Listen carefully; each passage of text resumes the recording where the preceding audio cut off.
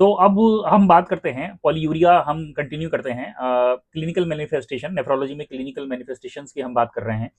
तो उसमें हम पॉलीयूरिया डिस्कस कर रहे थे, तो पॉलीयूरिया डिस्कस करते हुए अब हम आते हैं सेंट्रल डायबिटीज इंसिपिडस पर। सेंट्रल डायबिटीज इंसिपिडस होता क्या है?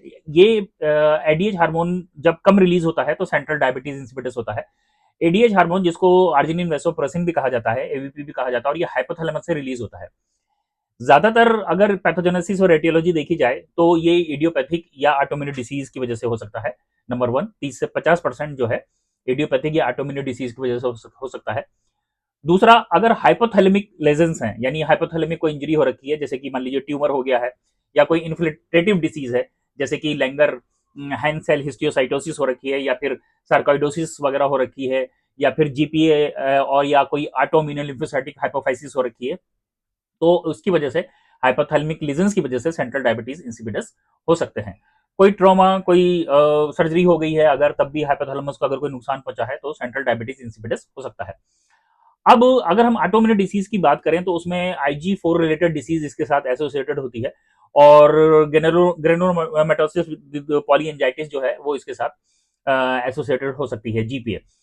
अब ये फेमिलियल भी हो सकती है, ऑटोसोमल रिसेसिव और ऑटोसोमल डोमिनेंट म्यूटेशन अगर हैं एडीएच जीन में, तो ये फेमिलियल कारण भी बन सकता है।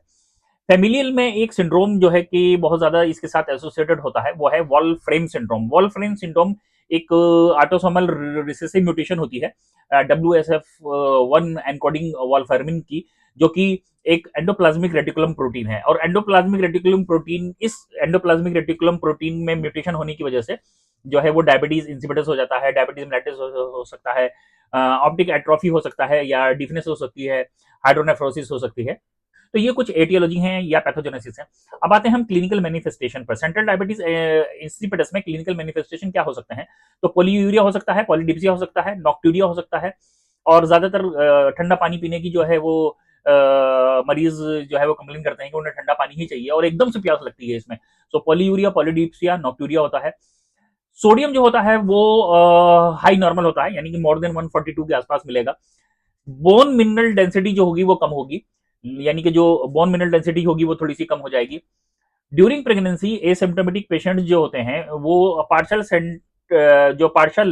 सेंट्रल डायबिटीज इंसिपिडस होती है और एसिम्प्टोमेटिक होते हैं, तो अगर उनको प्रेगनेंसी के टाइम पे वेसोप्रीनेजेस अगर बन रहे हैं जो कि प्लेसेंटा से रिलीज होते हैं, तो ये जो है वो सिम्टम्स के साथ प्रेजेंट कर सकती है। उसके बाद में अगर सर्जिकल और ट्रॉमेटिक डैमेज हो गया है हाइपोथैलेमस का, तो उसमें जो है वो ट्राइफेजिक रेस्पॉन्स होते हैं। इनिशियली जो रेस्पॉन्स जो कि 1 से 5 दिन का होता है वो होता है पॉलीयूरिक फेज, यानी कि सर्जिकल या ट्रॉमेटिक डैमेज जो हुआ है हाइपोथैलेमस का, उसमें जो है 3 तरह की फेज आती है। पहली फेज होती है जिसको बोलते हैं पॉलीयूरिक फेज, ये 1 से 5 दिन तक रहती है। उसके बाद में इसमें क्या होता है कि एडीएच हार्मोन का सेक्रेशन जो है वो कम होता है। दूसरी होती है एंटी डायरेटिक फेज, इसमें जो है 6 से 11 दिन की फेज होती है, और इसमें एडीएच का सेक्रेशन जो होता है ना वो पोस्टीरियर पिट्यूटरी से होने लगता है। उसके बाद में परमानेंट एक फेज आ जाती है सेंट्रल डायबिटीज इंसिपिडस की, और फिर उसके बाद में जो है वो या रिजोल्यूशन भी हो सकता है। तो इस तरीके की क्लिनिकल मैनिफेस्टेशन जो है सेंट्रल डायबिटीज इंसिपिडस में हमें देखने को मिलती है। अब आते हैं ट्रीटमेंट। ट्रीटमेंट में बेसिकली अगर देखा जाए तो डेस्मोप्रेसिन यूजली हम देते हैं 5 से 10 microgram of the nasal spray, preferably जो है नेजल स्प्रे देते हैं, और बेड टाइम यानी कि सोते समय हम देते हैं। और उसके बाद में हमें जो है हर 24 से 48 घंटे पे सोडियम जो है चेक करते रहना होता है, हमें मेजर करता रहना। हाइपोनेट्रिया में तो नहीं पेशेंट को हो गया है। उसके बाद में जब पेशेंट जो है स्टेबल हो जाता है तो हम जो है वो डेस्मोप्रोसिन का डोज डिसाइड करते हैं आगे के कैसे देना है या नहीं देना है। उसके बाद में जो इसका थायजाइड डाययूरेटिक जो है इसका भी रोल, और एनसेड्स का यूजली जो रोल है, बट ये मेन जो रोल है इसमें जो है नेफ्रोजेनिक डायबिटीज इंसिपिडस में होता है। उसके अलावा लो सोल्यूट डाइट जो है वो हम एडवाइस करते हैं।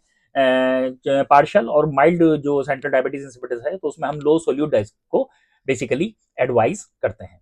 अब हम आते हैं नेफ्रोजेनिक डायबिटीज इंसिपिडस पर।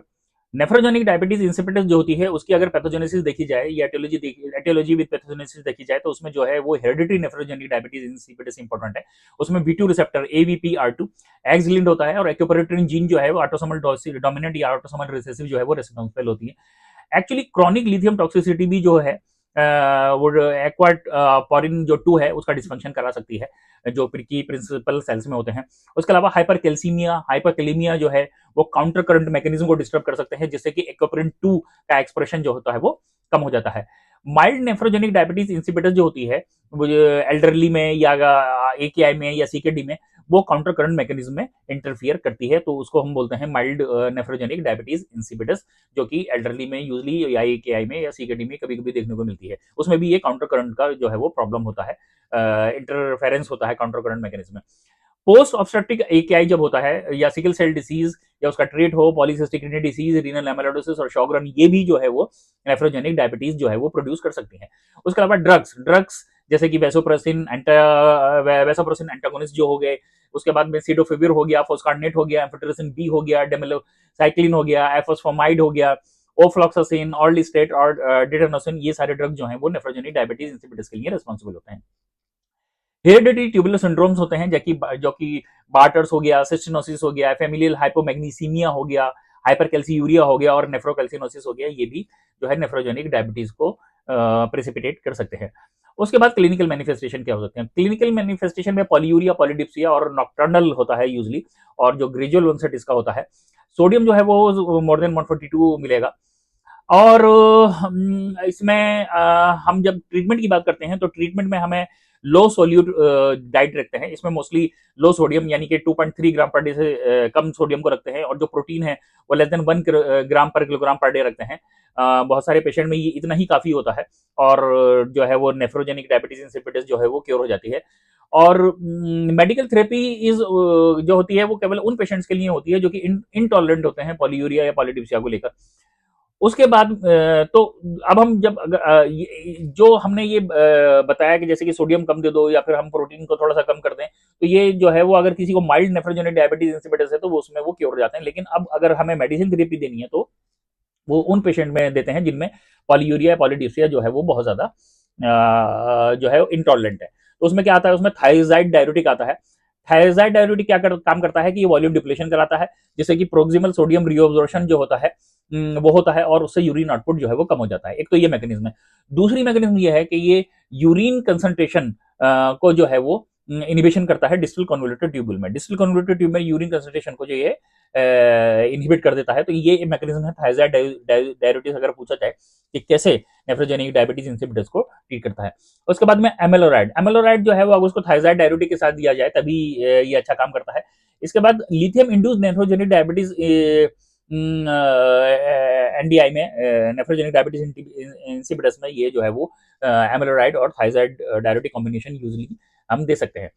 एनसेट्स क्या काम करता है कि ये प्रोस्टाग्लैंडिन जो सिंथेसिस है उसे इनहिबिट करता है, और मेनली बार्टर लाइक सिंड्रोम में ये ज्यादा अच्छा काम करता है।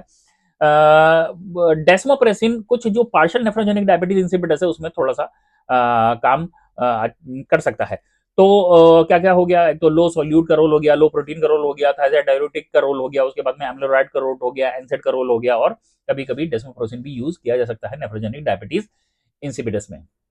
अब तीसरी डायबिटीज इंसिपिटस है वो है गेस्टेशनल डायबिटीज इंसिपिटस। ये पॉलीयूरिया जो होती है वो यूजली वेसोप्रेसिनेज रिलीज होता है प्लेसेंटा से, उसकी वजह से होता है।